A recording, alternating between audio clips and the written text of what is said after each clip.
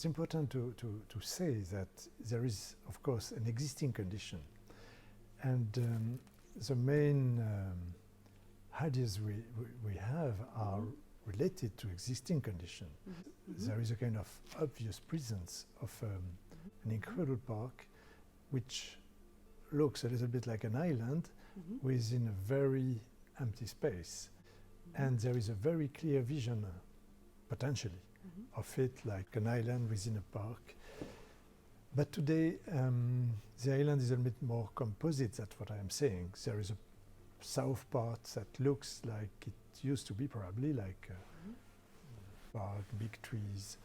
And the north is more dedicated to horticultural practices and experiences, and it has a framework which is geometric, and the island is in reticomposite with two parts.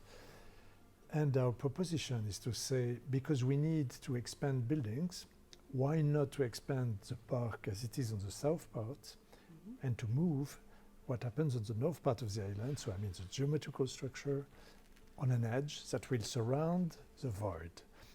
So it's what exists today, which is transformed into maybe a more welcoming plan for new activities. If we try now to build this picture, you will have the island, which is mostly a forestal park with clearings, and surrounding this island is a void. We need even a critical width to make sure this will be perceived like a mental picture, the island seen from everywhere around, and the surrounding edge will be done by a structure that will welcome all research and forest and everything. And this edge is not a wall, is absolutely not a fence. It's an intermediary landscape that will help connect the neighborhoods, old neighborhoods around it, with this campus. This is a place where there will be activities. People will work, people will make the studies. This will be a kind of facade, a vitrine. People will look at it. One driving around will understand what happens in this campus, no longer hidden within the island. So, and of course, this edge will provide a kind of public space. There will be a network of paths that will be connected to all the neighborhoods, and it's a new way to come in this campus as well. Landscape architecture is very important on campuses for several reasons. There are big spaces and not so dense in general. So it means, so if I take some references even recent, like Saclay, 7 kilometers long, a lot of urban designers have been trying to do it before, and there were no correct tools to address these dimensions. So maybe the stronger references we have is Olmsted's son in Georgetown, so close to Washington. And we did understand that what he did was fantastic. He made survey of what was there. He enhanced geographical structures, and all the campus is organized around an enhanced geography surveyed or revealed by Olmsted.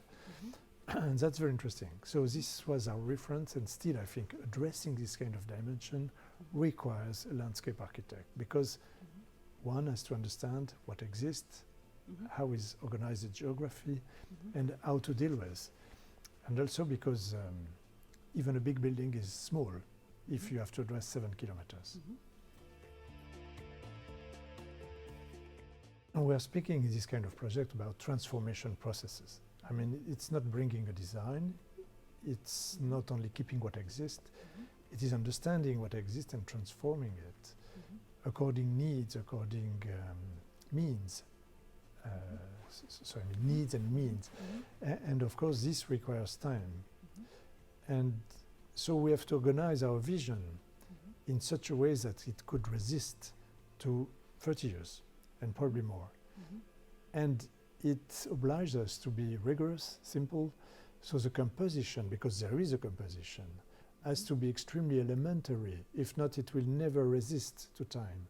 If it's too sophisticated, it's not going to resist. It has to be obvious. So this is very important in our profession, to really find the strength of a site that could make sense in a long time as well. Then reality will take time just to build it. But this is sort of common. It's not only waiting for trees to grow, but maybe there is a succession of stages in structure. We'll have to grade it. Then we will have to manage water. We'll have to deal with ecology. We have to plant. We have to add some path. We have to add some details. And this vision layers of project on the same surface is extremely exciting. It's not, it's not a finished vision. By the way, I've been working on project for like 20 years, and every 2-3 years, a client invites us to review our project and to add a new layer of definition, not a physical layer. And I think it's like in a private garden. I mean, you do something, it grows, you're back, this tree is too much, we should add some hedges here. And I think we cannot do it without this time management. One cannot have a finished, completed image of a project. But it has to be something, of course. So we need a clear vision. We need rigor in the writing, not to pollute it by effect.